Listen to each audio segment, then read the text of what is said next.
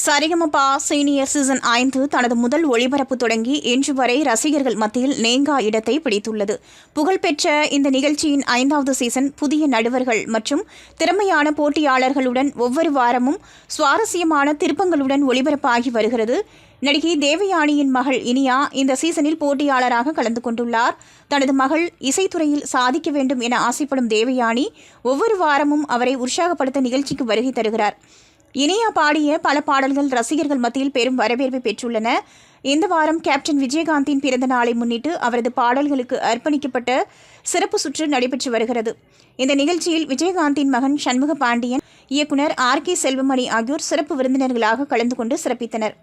இனியா போட்டியாளர் அக்ரீனாவுடன் இணைந்து ஆடியில சேதி சொல்லி ஆவணியில் தேதி வச்ச மன்னவருதான் என்ற பாடலை மிகவும் சிறப்பாக பாடினார். இந்த பாடலை கேட்ட நடுவர்கள் SP சரண் மற்றும் சைந்தவி இருவரும் இனியா மற்றும் அக்ரீனா இருவரின் குரல் மிக சிறப்பாக இருந்ததாக பாராட்டினர். இனியா மற்றும் அக்ரீனாவின் பாடலை கேட்டு விஜயகாந்தின் மகன் சண்முக பாண்டியன் மனமகிழ்ந்து ரசித்தார்.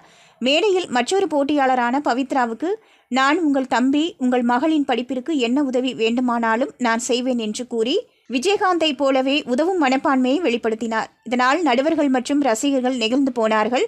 இனியா மற்றும் அக்ரீனாவுடன் இணைந்து நடுவர் சைந்தவி உற்சாகமாக நடனமாடி நிகழ்ச்சியை மேலும் கலகலப்பாகினார்.